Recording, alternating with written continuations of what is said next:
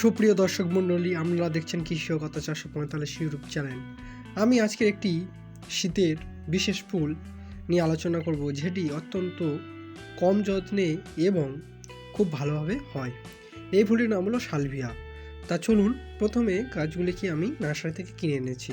দেখতে পাচ্ছেন কত ছোট পটে গাছগুলি রয়েছে। এই গাছগুলিকে আমি প্রথমে বাড়িতে রাখবো সেমি সেটে। কীভাবে রাখবো? বালির ওপরে এই গাছগুলি রাখতে গেলে বালির দিয়ে চারি টপে বালি দেওয়ার পরে এই গাছগুলি তার উপরে বসিয়ে দিতে হবে। দেখছেন যেভাবে আমি বসিয়ে দিচ্ছি, এইভাবে বসিয়ে দিতে হবে। এই চারি টপটার নিচে কোনো ছিদ্র নেই, তাই আমি বালির এক দিকটা কম করে বালি রেখেছি, সেই দিকটায় জল দিয়ে দিতে হবে। তারপর এইভাবে কিছুদিন রেখে দিয়ে গাছটিকে আরটু বড় করে নিলাম। দেখতে পাচ্ছেন আমি জলটা কোথায় দিচ্ছি। ঠিক এইভাবে অল্প অল্প জল দেবেন এবং ওই গাছ ওই জল পেয়ে যাবে। তারপর আমি মাটি তৈরি করব। মাটি প্রথমে কম্পোস্ট আর প্লেন মাটি 50-50% নিয়ে নেব। এগুলি নিয়ে নিয়েছি। তারপর এগুলোকে ভালোভাবে মিশিয়ে নেব। তারপর এই মাটিগুলো মিশিয়ে নেওয়ার পর এই গাছগুলো আমি 5 ইঞ্চি টপে দিচ্ছি। দেখতে পাচ্ছেন টপের ছিদ্রটা বন্ধ করে দিলাম খোলাকুচি দিয়ে। তারপরে মেশানো মাটি টবের মধ্যে দিয়ে দেব। এতে অন্য কিছু আর ব্যবহার করার দরকার নেই। খুব সুন্দর এইটুকুই করলে কত সুন্দর গাছ আপনারা পাবেন। আর যাদের দীর্ঘদিনের মাটি, তাতে কিছুটা পরিমাণ শিংকুচি, হাড় গুঁড়ো এবং নিমখোল ইত্যাদি দিয়ে বা সিঙ্গেল সুপার ফসফেট দিয়ে মাটিকে রিচার্জ করে নেবেন, যাতে মাটিটা ভালো হয়। তারপর দেখতে পাচ্ছেন কীভাবে আমি টব থেকে বার করছি গাছটা। এই ছোটো পট থেকে গাছটা বার করতে গেলে খুব সাবধানের সহিত বার করতে হবে, কারণ শেকড় এখনও পর্যন্ত ভালোভাবে টবটার চারিদিকে বিস্তীর্ণ হয়নি।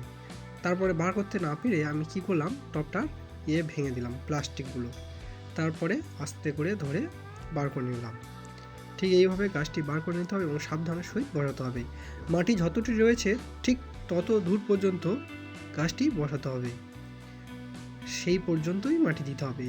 ওর বেশি মাটি দিলে গাছটি মারা যাবে। তারপরে ভালোভাবে গোড়ায় মাটি দিয়ে গাছটিতে জল দিয়ে দিতে হবে। দেখুন আমি মাটি দিচ্ছি। আমি কম্পোস্ট আর প্লেন মাটি এই দুটোই ব্যবহার করছি। আপনারা দুই রকম দেবেন। তারপর একটু ঝাঁকিয়ে দিলাম দিয়ে টবটাকে।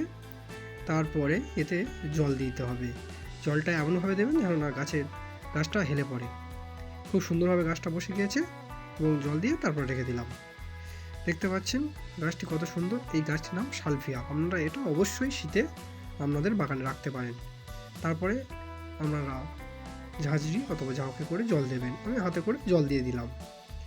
এই জল দেওয়ার পরে গাছটি যখন প্রায় 15 দিন বয়স, তখন গাছটির রূপ দেখতে পাবেন। এছাড়া আমি আর কিচ্ছু করিনি, রেখে দিয়েছি। দেখি ফুল গাছের মঞ্জুরি মাথায় এসেছে।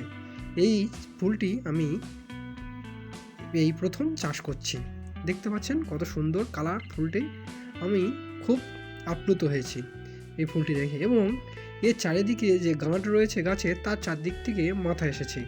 অর্থাৎ এই ফুলটি ফুটলে এর সৌন্দর্য এতটাই সৌন্দর্য যে আমাকে মুগ্ধ করেছে, এর ভিডিও না করে আমি পারলাম না।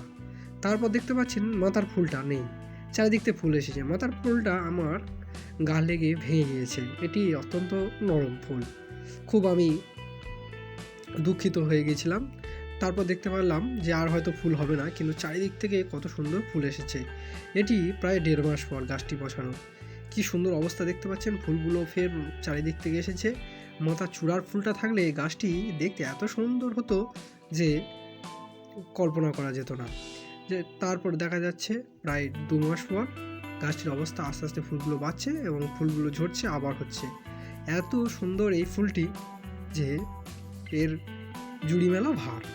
গাছটি লাইনভাবে এই গাছটি দিতে পারলে বাড়ি বা বাগান খুব সুন্দর লাগে। তারপর দেখতে পাচ্ছেন প্রায় 2.5 মাস পর্যন্ত এই ফুলটি ছিল।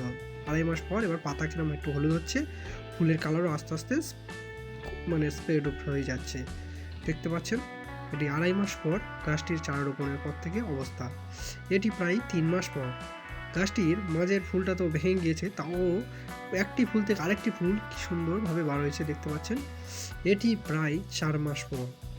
এখন গ্রীষ্মকাল পড়ে যাচ্ছে, এই ফুলটি আর ফুটবে না, কিন্তু পাতা এখনও ভালো রয়েছে। কিছু পাতা ছড়িয়ে গিয়েছে, তবু আবার ফুল দেখা দিচ্ছে।